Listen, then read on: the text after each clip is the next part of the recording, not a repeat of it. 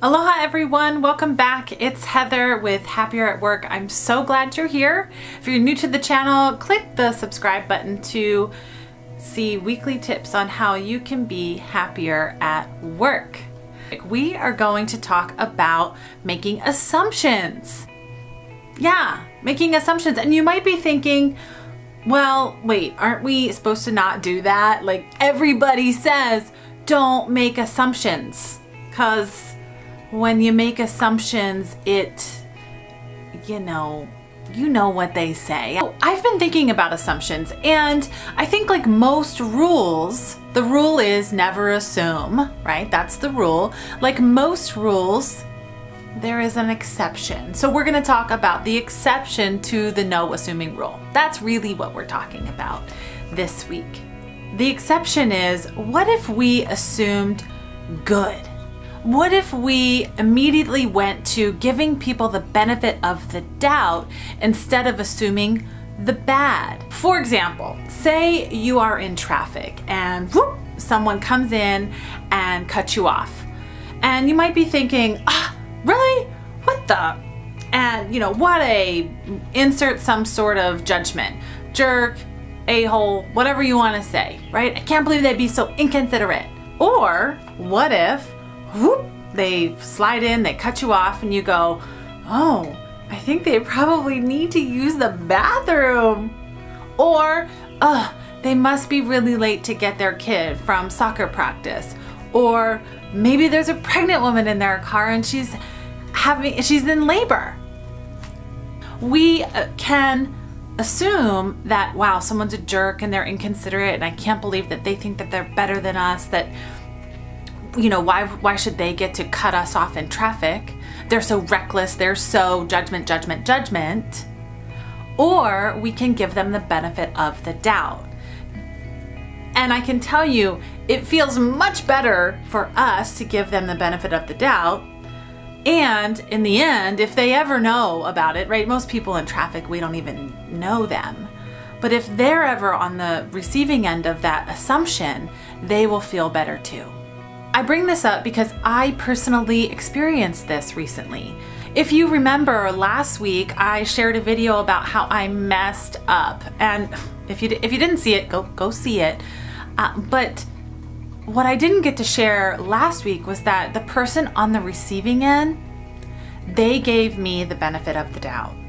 Instead of going right to, how could you be so forgetful? How could you be so inconsiderate? You must not respect me. On and on and on about assumptions. Instead, when I called them and said, I am so sorry I'm not there, they said, are you okay? I thought something might have happened. Is your family okay? Are you okay?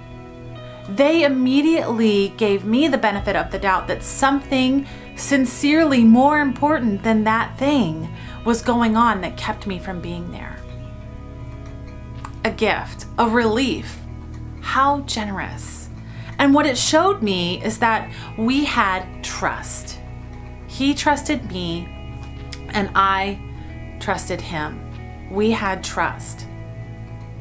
My question to you is, what do you do when you are on the receiving end of a mess up? Now, if you watch this channel, chances are you desire to be happier at work in some way. Maybe it's to lead it or inspire it or to be happy yourself.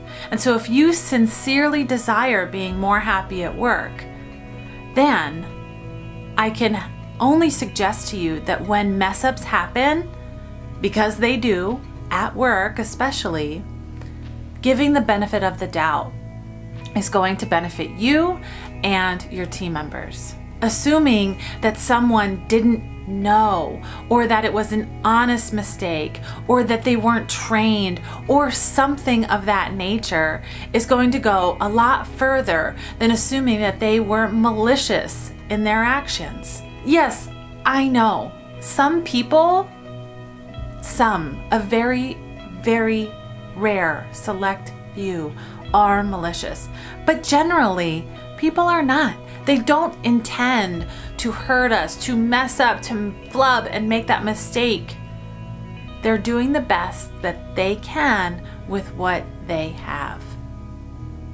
I encourage you, incorporate giving the benefit of the doubt into your conversations at work whenever a mistake happens. You and your teammates will be happier. For those of you that are already doing this, because I know there's some of you that are really great at doing this already, right on.